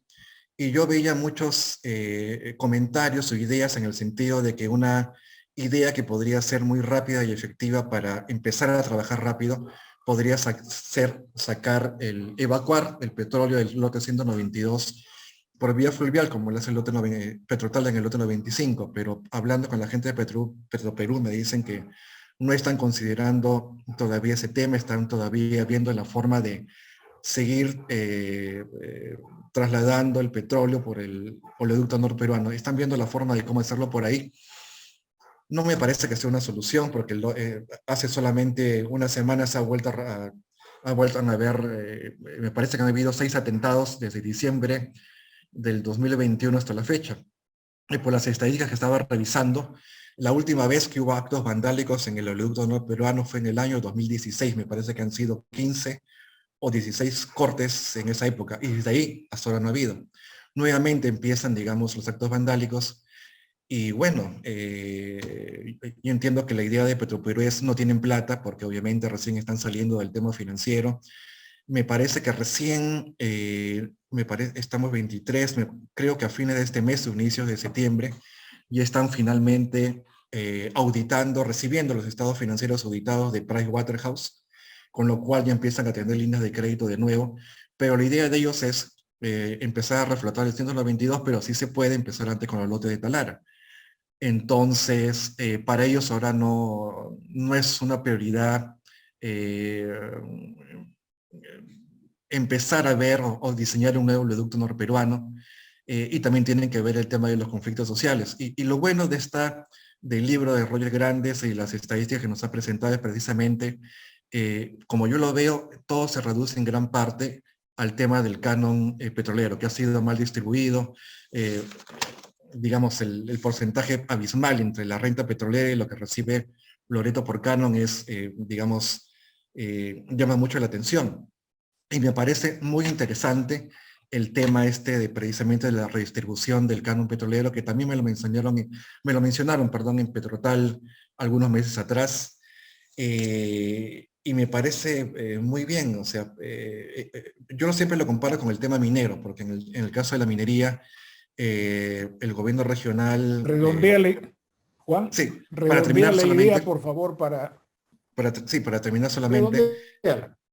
En el caso de minería, el gobierno regional recibe un 25%, no el 52% que reciben en el caso de Loreto.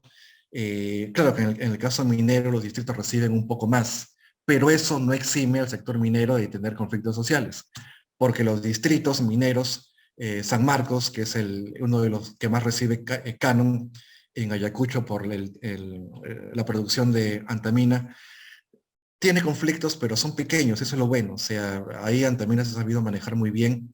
Y eso sí da una buena idea de que si el distrito productor recibe más canon, hay menos posibilidades de que hayan problemas sociales. Eso sí es una idea muy interesante. Y sobre todo, a mí me parece muy, muy, muy, muy interesante el tema del 10% para estos núcleos productivos, para créditos, que por lo que estoy entendiendo, coligiendo, me tendrían que hacer para créditos agrarios, forestales, pesqueros. Pero se me ocurre que también sería una buena idea algún tipo de industria, no sé, algo posiblemente relacionado con energías renovables. Últimamente se me acercó a mí una consultora que está desarrollando precisamente tema de energías renovables en Loreto. Me parece que hay un proyecto bien grande para dotarle el 50% de energía solar a Iquitos a partir del año 2025, 2026, no sé, pero digamos, el solo hecho de el Loreto, a pesar de no tener la misma radiación que tiene, por decir, Moquegua, sí tiene mucho potencial como para desarrollar proyectos solares. Solamente con ideas, porque en realidad me parece muy interesante este 10% del canon, utilizarlo en cosas que sean más productivas, Y en suma, a mí me parece que precisamente uno de los talones de Aquiles de la conflictividad social en Loreto es el tema de la mala distribución del canon, que si se resuelve podría ayudar mucho. Eso es lo que quería decir y más bien gracias por la oportunidad. Muchas gracias, Juan. Vamos llegando al final de esta actividad tan importante. Permítanme, con todo respeto, darles algunos tips. Hemos mencionado el PBI.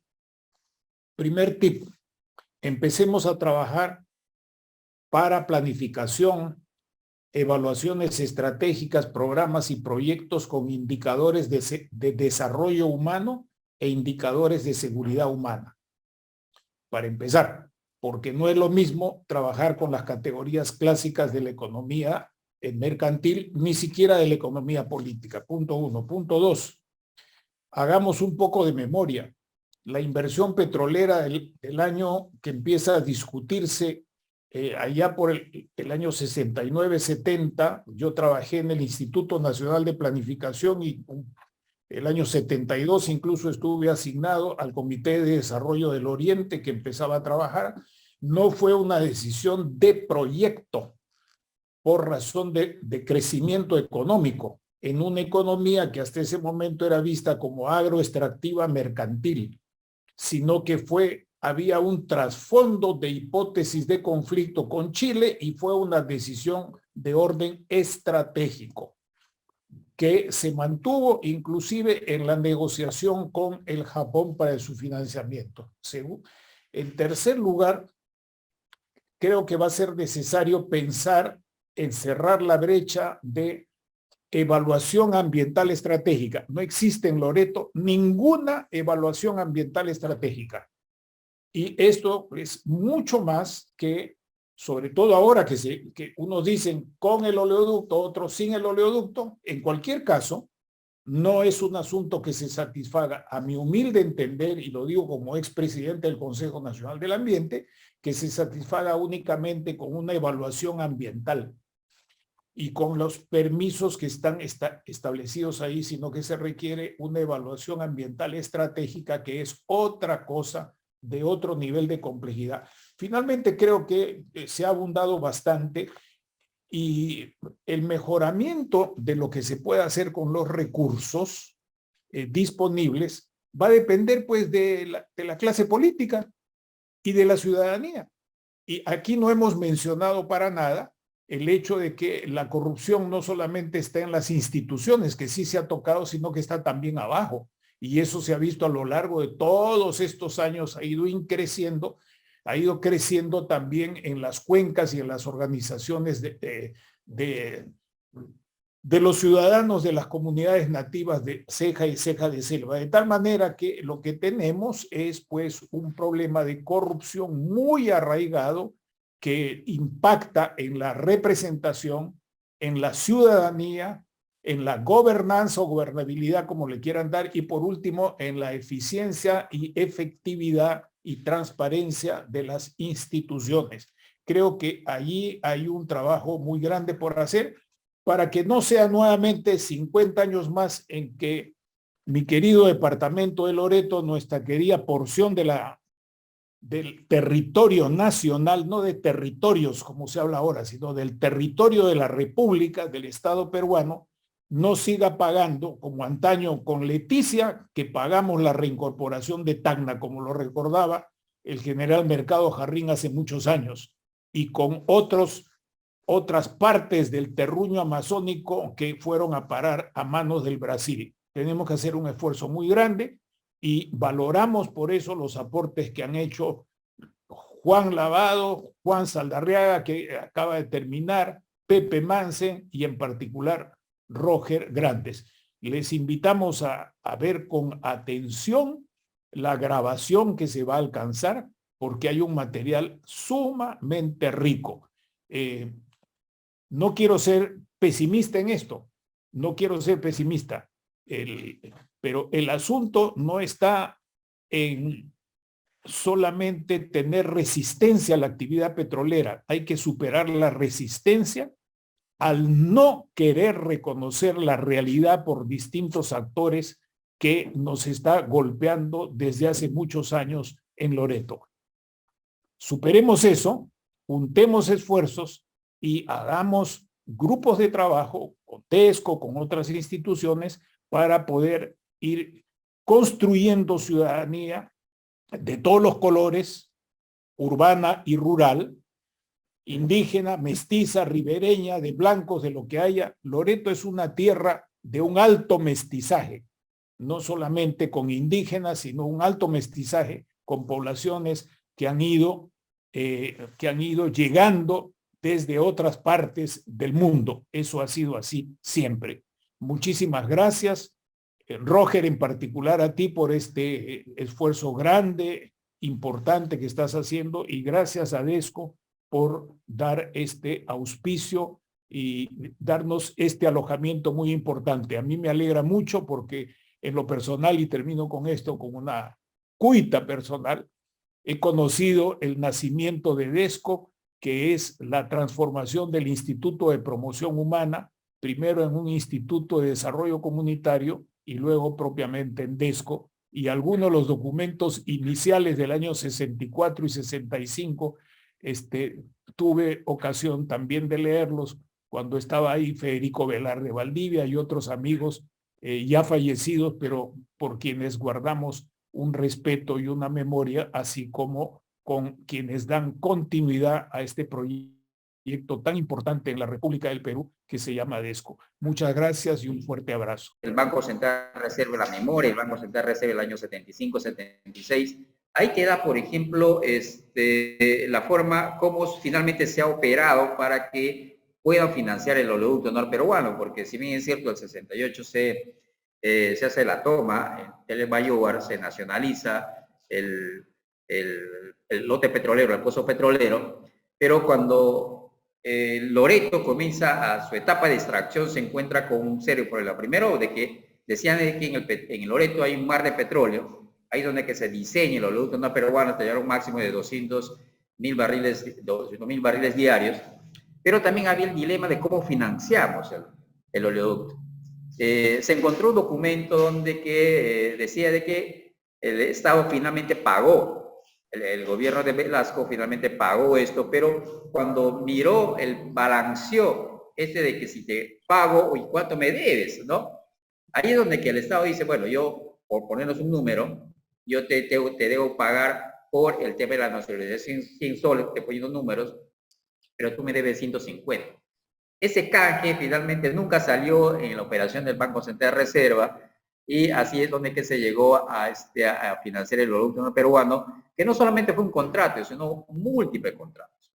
Dos, de que el año 85, 88, 89 y para adelante, el Perú ha dejado de ser importador de petróleo, ¿no?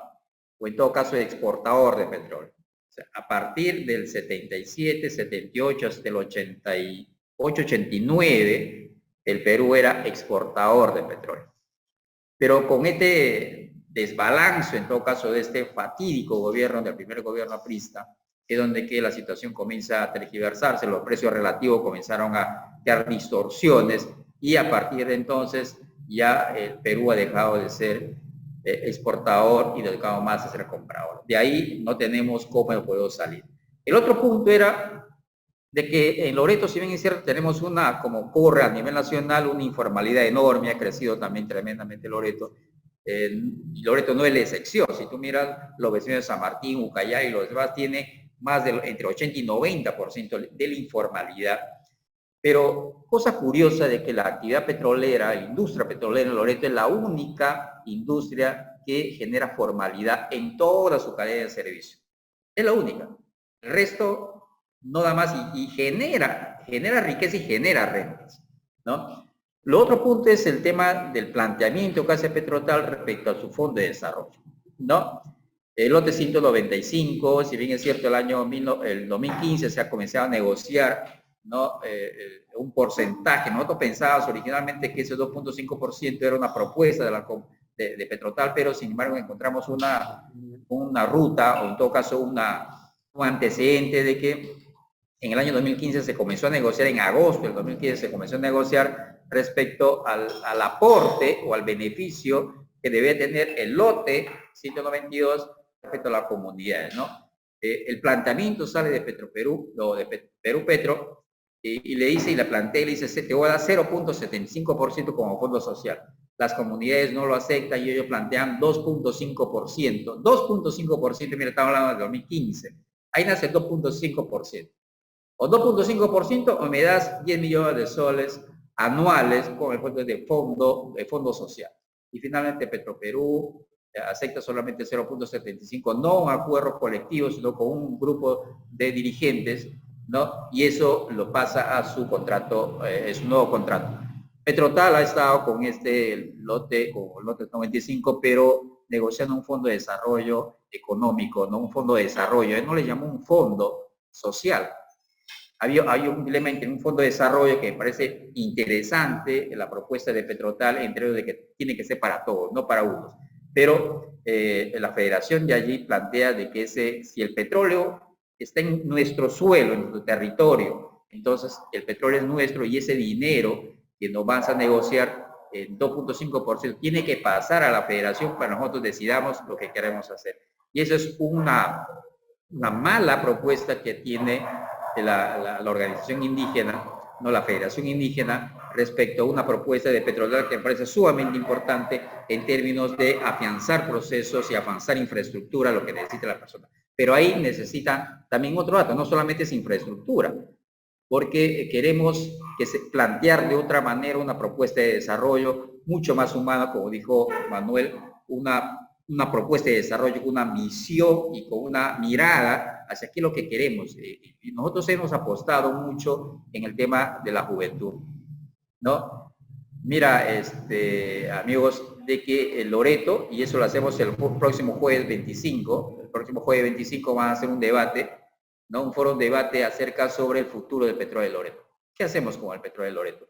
¿Sabes cuánto de barriles tenemos allá? Tenemos más o menos 180 millones de barriles de petróleo que está listo para sacarse, ¿no? Si le damos un valor, y ahí le vamos a presentar el monto, tenemos 118 mil millones de dólares que están en el subsuelo todavía, ¿no? Sin ingresar el lote 64, porque definitivamente el lote 64, que es un petróleo sumamente liviano e importante, y si sale ese petróleo del subsuelo, le convencemos a la nación Wampis, yo creo que jalaría al lote 67, al lote 39. Esos dos lotes petroleros chiquitos, pero son potentes en términos de producción, pero que no tienen rentabilidad ahora.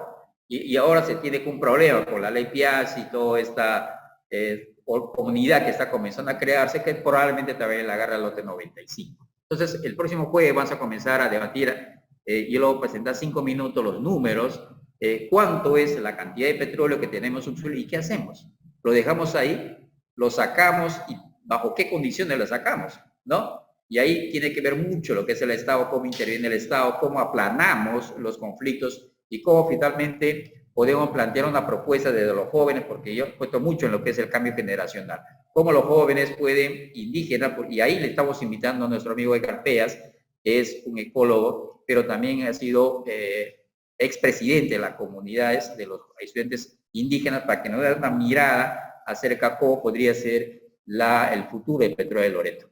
Y yo creo que marcaría una buena importancia, porque si bien es cierto, ningún lote petrolero hacia atrás, el lote 192, el ex 1AB, el lote 8, el lote 67, que son los lotes más antiguos, no han podido de pronto mostrar a la comunidad y a nosotros mismos una sola comunidad que haya salido de su pobreza, que haya salido de su angustia, que haya salido de su penuria de pronto, de encontrar y de darle una mirada que sus aguas están contaminadas, que sus suelos están contaminados y que no pueden de pronto acceder a un bosque, ¿no? Porque tenemos una política forestal que penaliza esto, pero tampoco no podemos tener acceso a los recursos, que es un recurso enorme, pero ahí está pobreza. ¿Cómo intervenimos en esa zona? Yo creo que una de las cosas que tenemos que mirar y tenemos que apoyar es el Fondo de Desarrollo que está planteando Petrotal, pero que hay que darle una nueva dinámica, una nueva mirada, una nueva intervención. No solamente es infraestructura, si bien es cierto,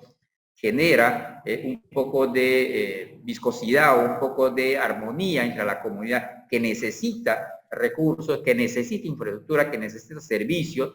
Sin embargo, también yo creo que tenemos que mirar hacia el futuro. Si no miramos el tema de jóvenes, si no miramos el tema de mujeres, si no tumbamos a la anemia, si no cambiamos el ritmo de la intervención del Estado y no creamos políticas públicas y no enderecemos, no enderezamos la conexión que tiene, el vínculo que tiene las municipalidades locales, rurales con la comunidad. Y ahí se ha roto hace bastante tiempo, porque si bien es cierto, allí hay una necesidad, la municipalidad tampoco no tiene capacidad de poder controlarlo. Y cuando ya las cosas están sumamente complicadas, recién viene la PCM ya tarde como bombero a pagar. Pero tenemos que comenzar a crear, crecer y potenciar no solamente la industria petrolera, sino también todos esos puntos, el gobierno regional, el gobierno locales, las mismas organizaciones, ¿no? Yo creo que también hay un elemento importante y ahí también estamos poniendo énfasis en temas de los núcleos ejecutores, ¿no? Hay más o menos 28 millones de soles que desde el año 1900, desde el 2014 hacia adelante se ha transferido, se ha dado esa responsabilidad para que las mismas poblaciones decidan por ellos mismos qué es su prioridad.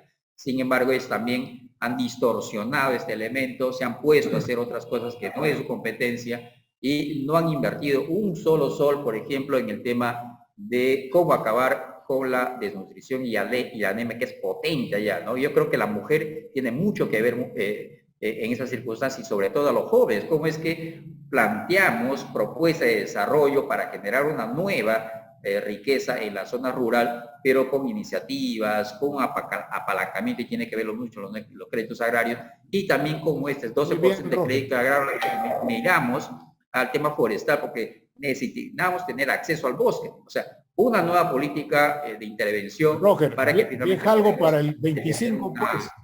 Un Loreto mucho más amigable en lo próximo. Deja algo para la próxima sesión. Que tenemos que sacar a la universidad para incorporar a los institutos tecnológicos. Necesitamos más técnicos y más tecnólogos.